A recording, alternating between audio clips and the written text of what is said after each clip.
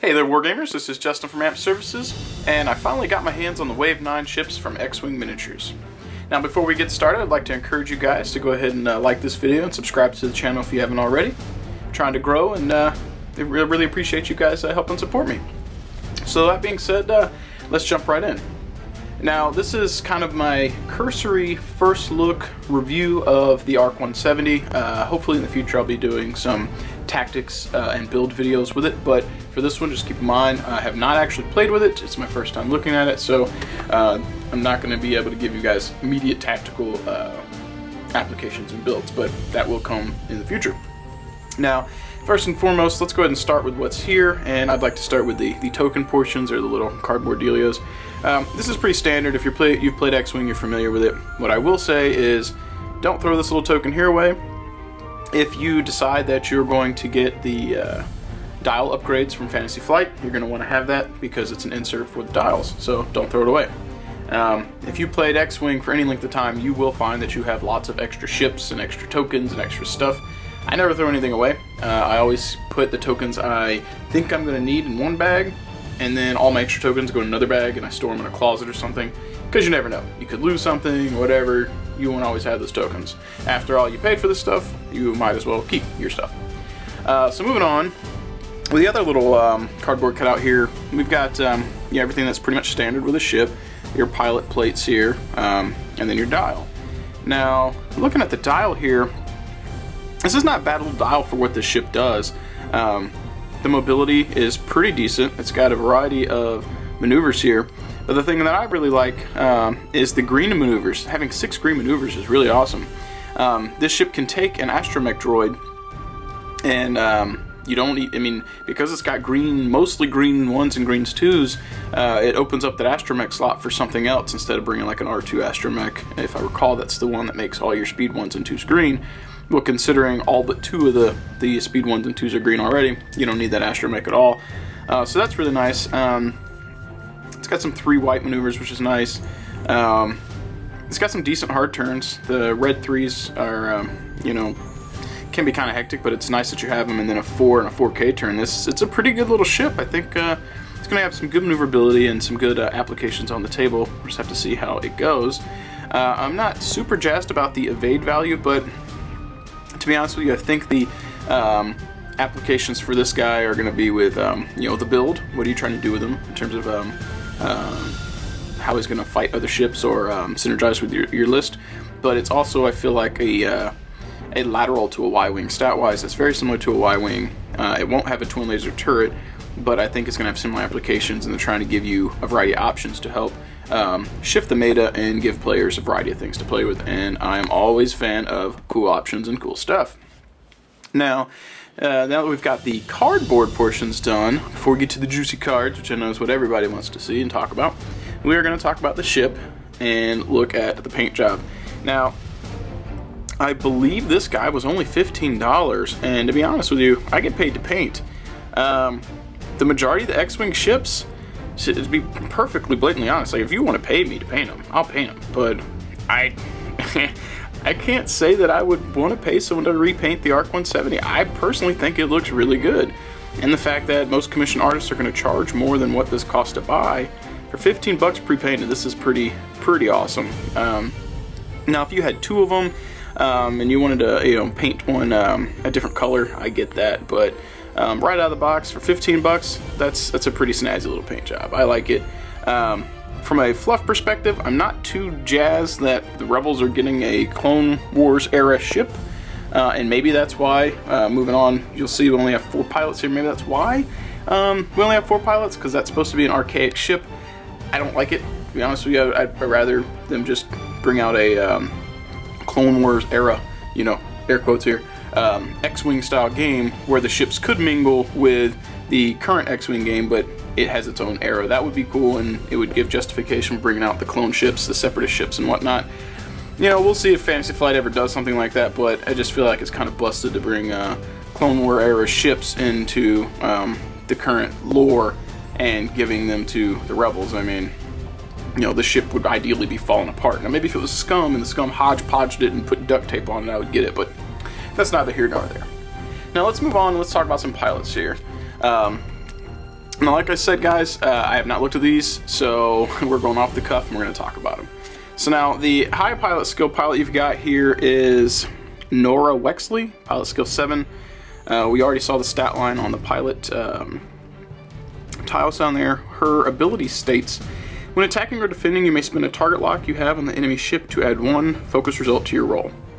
I feel like the whole point of this ability is going to be to synergize with your other ships. I know there's an upgrade over here that will also synergize with this, but just reading that immediately, like, this is going to require synergy to work, because you're going to get a free focus result for spinning your target lock, but it's going to be hard for you to adapt that focus into something else without either using one of these other upgrade cards or using other, friendly ships. If you have some way to give this 2 actions, if it can use a focus action or get a focus token and a target lock somehow in the same turn, it's really good. So this may synergize well with Aaron Kraken, with Thread Tracers, or that other Rebel Z95 ship. It's eluding me. Somebody in the comments will remember it. It's the one that when they attack, they get to give a friendly ship a free action. I'll remember that after this, but for some reason it's eluding me. The other cool thing about this ship, other than the fact it's got elite pilot talent and a torpedo slot, which is cool, it's one of the first times that we're seeing a crew and an astromech slot at the same time. That's going to open up some really cool options for these ships. Again, I think these are meant to be support style ships that can put down some damage, but you have a lot of options with the astromechs and the crew cards. You could make these quite costly, considering this comes in at 29 points already, but it could be a lot of fun. Now it's moving on to the next pilot. We have Shara Bay. Pilot skill 6, same pilot upgrade slots. Her ability, or his, I'm assuming that's a girl, ability reads, when another friendly ship at range 1 to 2 is attacking, it may treat your blue target lock token as its own. So again, like Nora Wexley here, this one screams synergy, a support ship. That's very supporty. Add that in with some of the upgrades you can do down here in modifications. This could be really snazzy for your allied ships. I'm not sure at 28 points if you're going to be able to comfortably invest that into an ally ship. We'll see what options and what builds come out of this, but it's pretty cool. If you're running these 2 together, which is a load of points on upgraded, if you're using Shara with Nora here, Nora could use Shara's target lock, get that focus result or whatever, and use that in conjunction with some of these upgrade cards to do it, or to do cool little shenanigans, or use this one's target lock and then bank a focus on that one. But I'm not sure if that's going to be super amazing combo, game breaking, but right out of the box, you could already run these as wingmen together and they would support each other or support other ships. They're a little bit pricey though. Moving on to the 3rd ship in the box, Thane Cairo, pilot skill 4. His ability reads, after an enemy ship inside your firing arc at range 1 to 3 attacks another friendly ship, you may perform a free action. Really cool. Action economy is really nice. He only has focus and a target lock immediately on his ship here, but there are some upgrades here that will help with that, and we'll talk about them shortly. I really like him. It's also nice to know, or good to note, that it says after an enemy ship inside your firing arc at range 1 to 3. It does not say primary or auxiliary, it just says firing arc. So I would assume that means if you're firing, or if they're inside your front or auxiliary arc, because it doesn't specify. So that's really cool. And the fact that basically he's going to be kind of like an Overwatch role, overlooking friendly ships, or once you've done the initial, like maybe a joust and you've flown by, he's got rear arc firing backwards. His wingman maybe like X-Wings or Z95s or something like that can't shoot back. At least he's getting some free action out of them taking fire or whatnot. So that's pretty cool.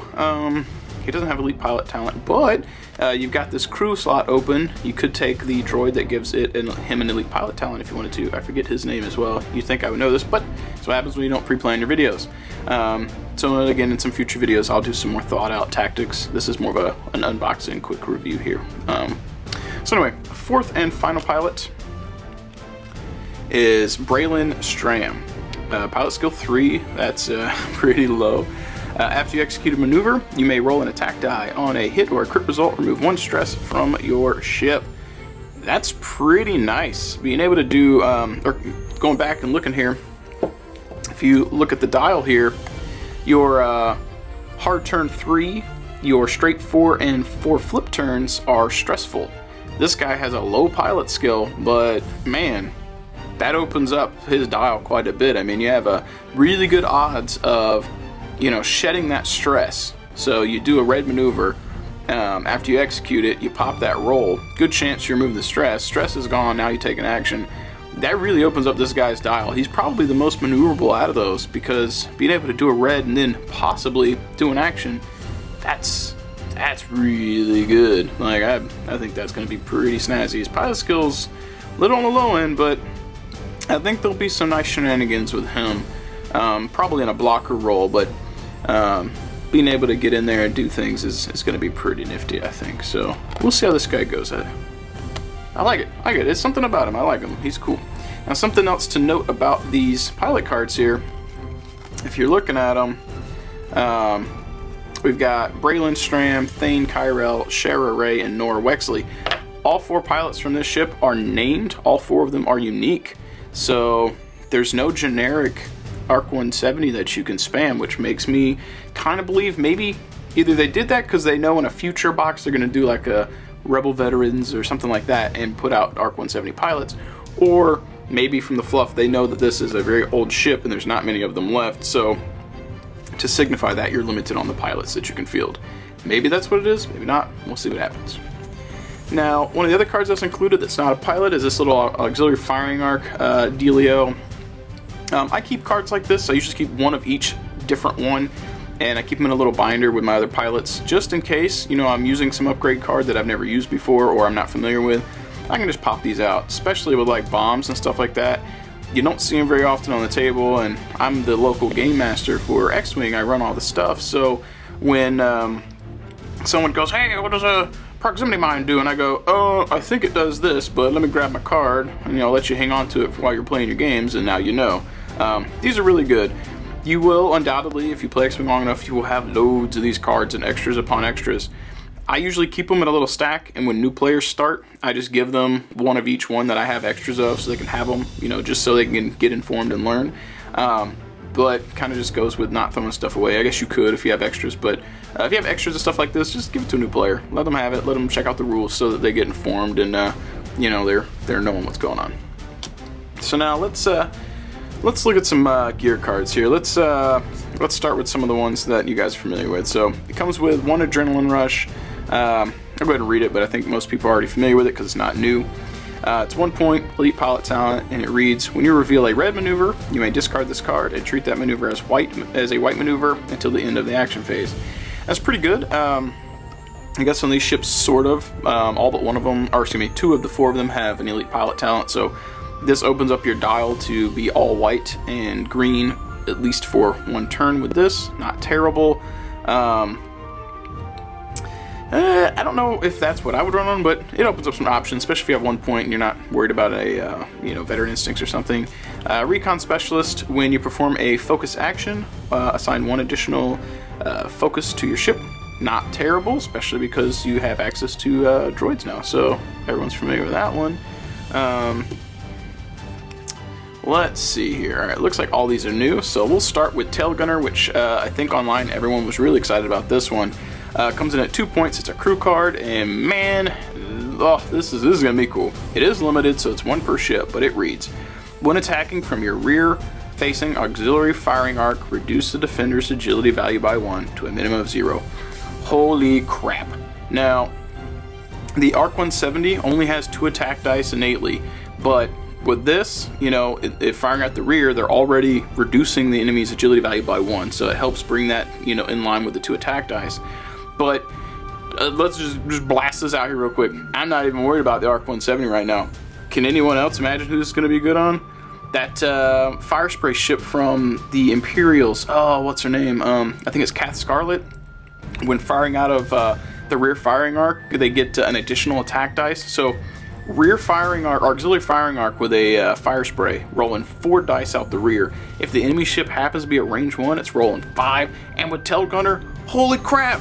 Tail Gunner with Cast Scarlet is gonna be bananas. Like, it's gonna be silly. So Tail Gunner is gonna be really, really good. I'm digging it. It's gonna be really good on the ARC 170. It's gonna be really good on fire spray builds, and I think that's gonna open up a lot of cool things that you can do. In some future videos, I may see about finding some combos you can do with that are really cool. So we will see.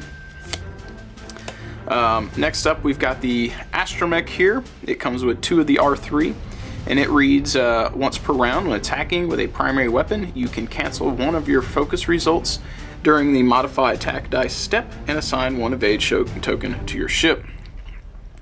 That's not too bad. There are a few options for this that I can immediately think of. I know with Wexley, spinning that target lock to add a focus result, and then you can cancel one of your focus results to get an evade. Not a bad little combo. It still forces you to throw your target locks to do that. So action economy is going to be an issue. But I think this is going to be really good on X-Wing ships. Like, for example, maybe like a Red Ace or something. If you're not running a shield regening droid, or you're short on points, throwing the R3 Astromech on an X-Wing who doesn't have evade innately, being able to cancel one of their focus results and throw an evade on themselves is pretty nifty. Or even on like a Y-Wing or something like that only have 1 evade, being able to cancel one of your focus results to add an evade token to your ship is pretty good. Now it is only with your primary attack weapon, so you couldn't do it with a twin laser turret. I should have thought of that before I said anything. Good job, Justin. Good job, AMPServices. You're so smart. But I do think there's going to be some cool applications. ARC 170 screams really good, but some good stuff with the Rebels that's going to come out with. Next upgrade, looks like we've got seismic torpedoes. This is really cool because it doesn't use a target lock and it's an action, so you have other things that you can do during your attack phase, because this isn't during that step. It reads, action, discard this card to choose an obstacle at range 1 to 2 and inside your primary firing arc. Each ship at range 1 of the obstacle rolls 1 attack die and suffers any damage results or critical results rolled, then remove the obstacle. This is pretty nifty. I think it's going to change what people are fielding debris-wise. Right now you generally are bringing debris that's either going to be beneficial to you. Let's say you're running, triple jump master, so you bring 3 small debris, or you're worried about fighting against like triple jump master big ships, so you bring big debris. This changes up how you might build your list and what you might bring, because you may be planning on throwing big, 3 big obstacles out, hoping to gum up your opponent and catch them with seismic torpedoes for some free damage. The fact that this is in the action step and not during the combat phase is really good, because you could fire this, blow up some debris, especially on like a lower pilot skill ship that goes before aces. Being able to pop this and hit a Whisper or Sunterfell before they move, pretty good if they're trying to zigzag around. And then if you have some type of action economy, maybe push the limit, for example, or other ships that give you a free action, free target locks, free focus, whatever, that pairs really well with this, because you can it opens up you to being able to do multiple actions. So you can do this and still have the action, and you're not penalized.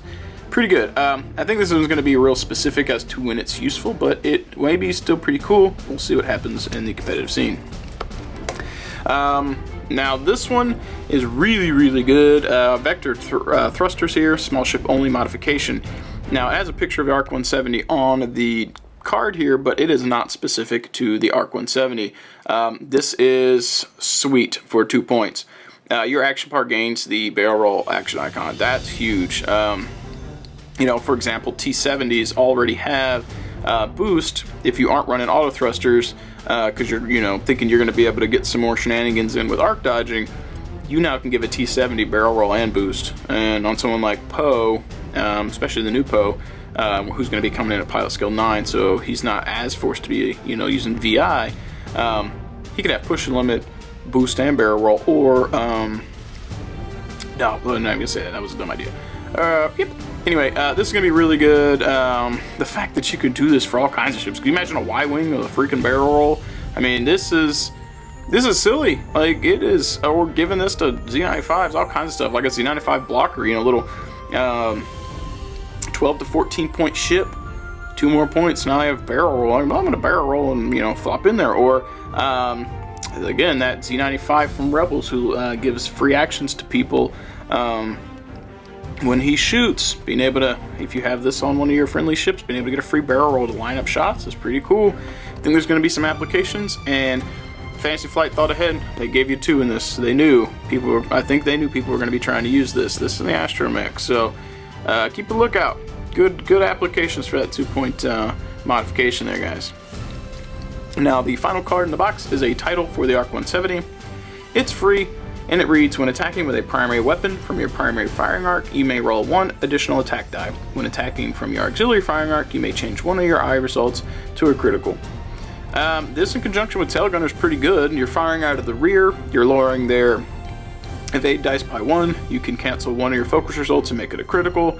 You're only rolling 2 attack dice out of the rear still, but it's not bad.